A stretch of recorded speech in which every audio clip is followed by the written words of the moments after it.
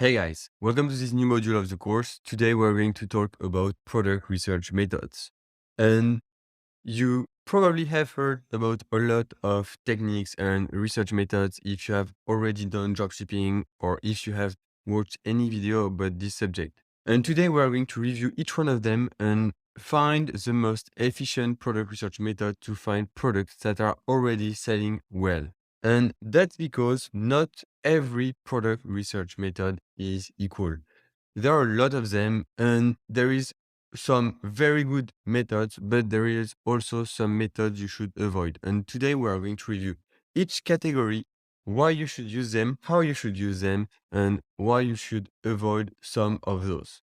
And the first category that you probably have come across if you are familiar with dropshipping and if you started a little bit is winning product list. And what I call winning product list are tools providing already made product list supposed to be winner. And the problem with those tools is that they all provide some kind of curated list of what I call already dead products, because those products are chosen manually by some VAs that do not know a lot about product research.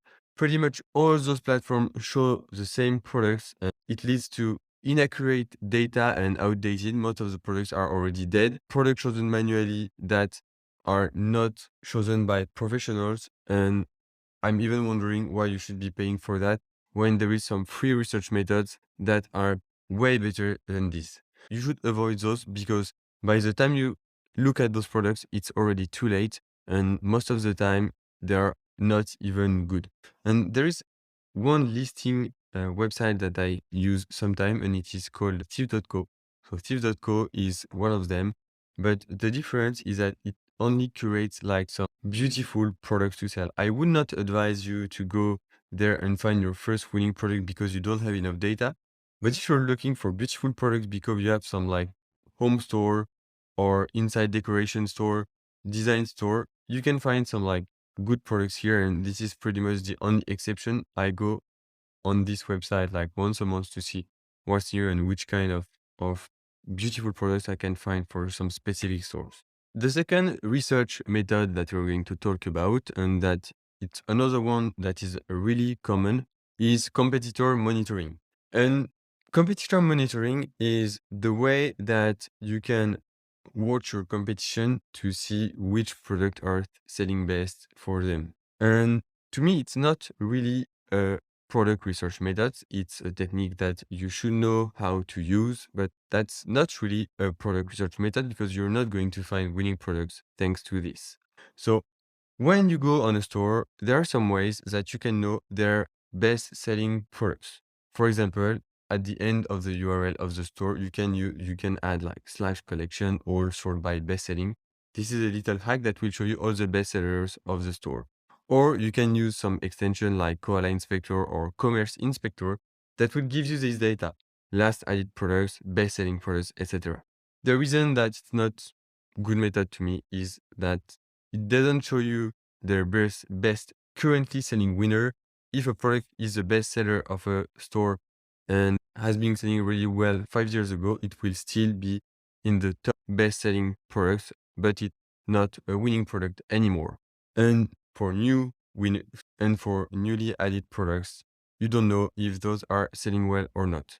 So to me, it's a good way when you are in a specific niche to monitor competitor in the same niche as you and have idea about products to test, but it's not a guarantee of a winning product or not. So at the beginning, you should not use this as a competition, but it should be part of your routine of watching the competitors in your same niche every month, for example. And there are tools like Feedly.com where you can add all your competitors and it will centralize the data of all the new products they have.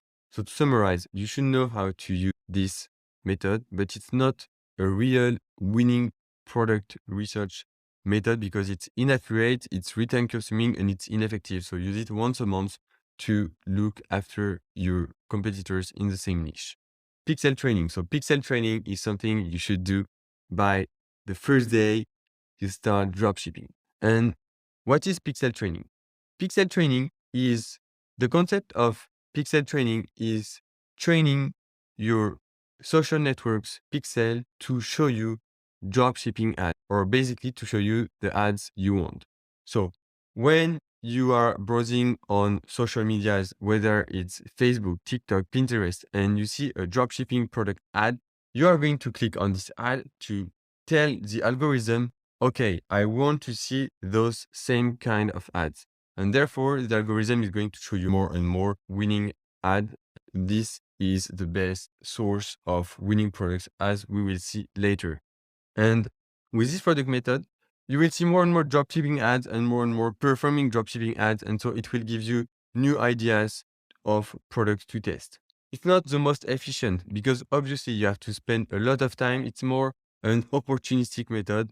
It is a really interesting method, but it should more be an ongoing method rather than something really integrated into your product research.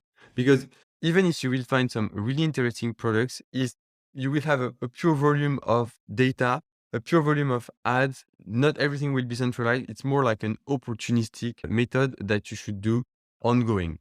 So organic product research. This one is the first really interesting winning product research method that should be integrated into your routine. And guess what? It is completely free.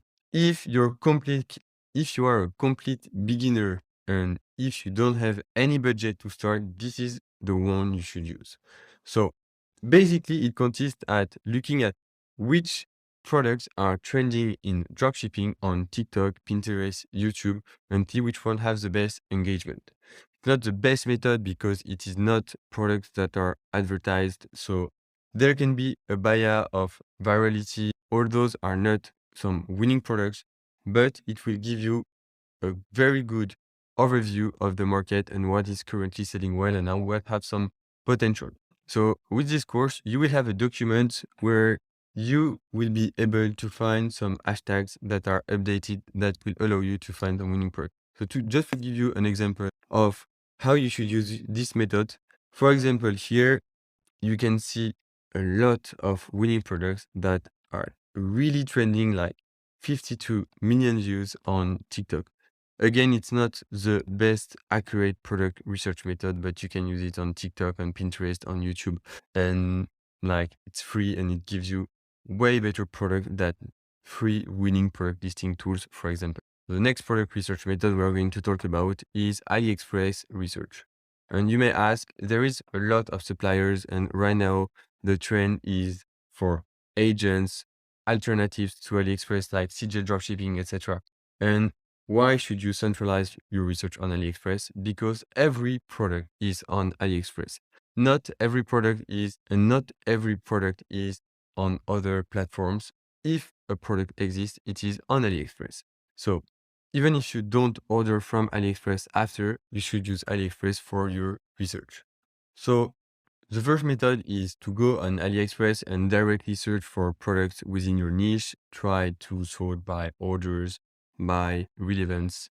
And the second and best way to use it is to go through AliExpress Dropshipping Center. And let me show you this. As I told you, you can either directly use AliExpress to find some winning products. Let's say you are in the pet niche, you can go and look for winners inside your niche, and it can be a really interesting source of products. But there are so many products that it is hard to know which one is going to be really selling or not. And the second method is to go to the URL ds.aliexpress.com. It's the dropshipping center of AliExpress. And here you will find a whole lot of products that have huge opportunities in dropshipping, like even sale analysis. And this is the best way to search for winning products from AliExpress. Now we're going to talk about unfair intel, and unfair intel is basically using your agent or other people information that not everyone has access to. So it's not a method you will be able to learn in your first day of dropshipping, but quickly enough, when you start building a relationship with some fellow dropshippers or with your agent, you will be able to have this kind of information. And again, it should not be part of your product research, but it's a really good source of intel. So after some time, you will have built with your agent a relationship because you will have made a lot of orders with him. And because he will want you to make more orders, more sales, and be more successful, he will give you some unfair intent. All the agents and factory know each other and they know which product is selling best. So he will just tell you that, okay, this product, someone is starting to sell it on this market. Maybe you should try to sell it too. And it's a really simple thing.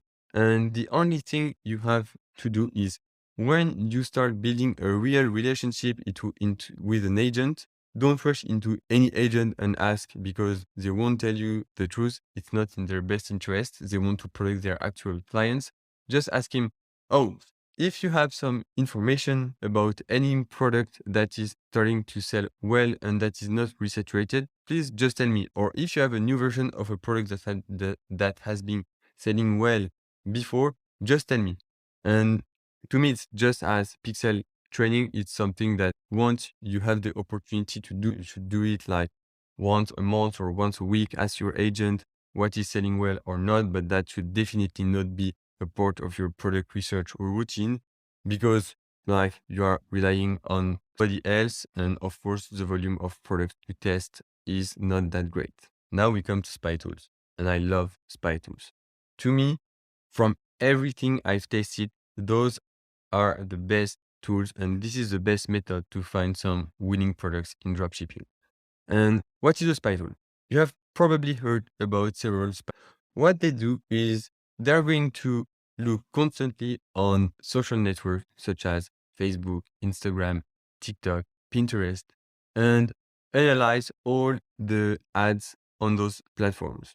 And they're the most direct indicator of whether a product is working or not, because if an ad is scaling and if it has more and more views, it means that someone is putting money on this ad. And who would be putting money on the ad if the product is not selling well behind? So if an ad is scaling, it means the product is scaling. And so this is the best indicator of winning products because you have a lot of winners. You can know which products are performing at this specific moment. You can also find the best creative. You can know you can know who your competitors are, if the product is saturated or not, if it had been selling well in the past. In short, it is the very best product research methods. The only downside is that most of them are paid and some of them are better than others. For example, you should avoid really cheap spy tools because the volume of ads is not that great. And I'm going to tell you how you should choose one spy tool. The first criteria is the volume of ads. You want to have a spy tool with a huge volume of ads and more especially recent ads. You cannot really know if one spy tool has a lot of ads at the first place because they won't tell you right away, but soon enough, when you start using it, you will see right away there is a lot of ads or not compared to others. The second criteria is networks. Which networks like Facebook, Instagram, Pinterest, TikTok are available on your spy tool with some decent volume of ads?